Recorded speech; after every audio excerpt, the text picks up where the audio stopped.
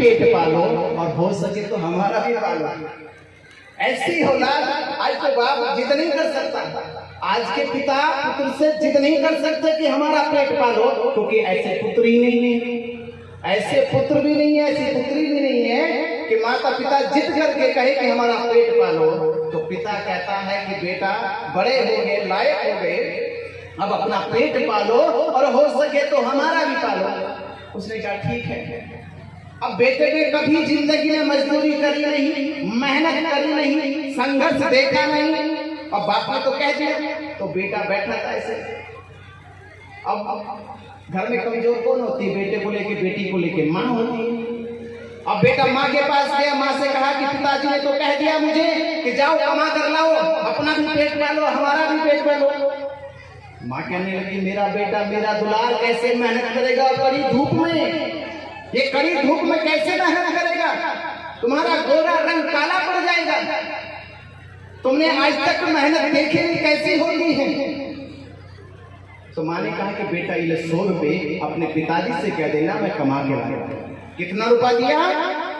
100 रुपया दिया माँ ने, क्योंकि माँ ही बेटे के लिए चोरी कर सकती है, दूसरी और कोई नहीं। माँ ही बेटे के लिए चोरी कर सकती है। और माँ ने कहा 100 रुपया और अपने पिताजी से कहना कि मैं क्या लाया हूँ, कमाकर धूप में मेहनत करके लाया हूँ।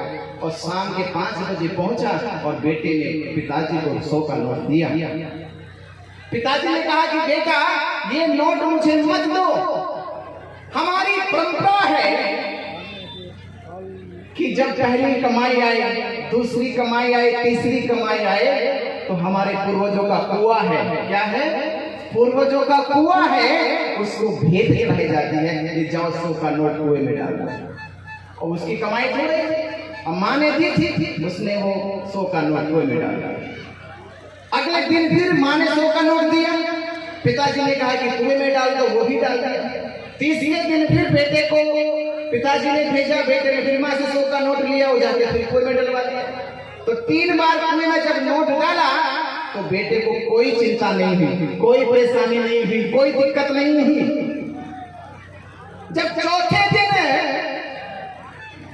माँ ने बेटे को 100 का नोट नहीं दिया, बेटा परेशान हो गया, अब क्या करूं, कैसे मैं बाप के सामने जाऊं और कैसे बाप से आंखों से आंखें मिलाऊं। बेटा पूछा माँ के पास, माँ ने कहा मेरे पास अब 1 रुपया नहीं है। तो उस दिन वो बेटा लाया, बेटा फैक्ट्री में गया, मजदूरी करी, पसीना बहा, मेहनत करी, और मेहनत करने के बाद शाम को जब उनको वो 100 का नोट मिला,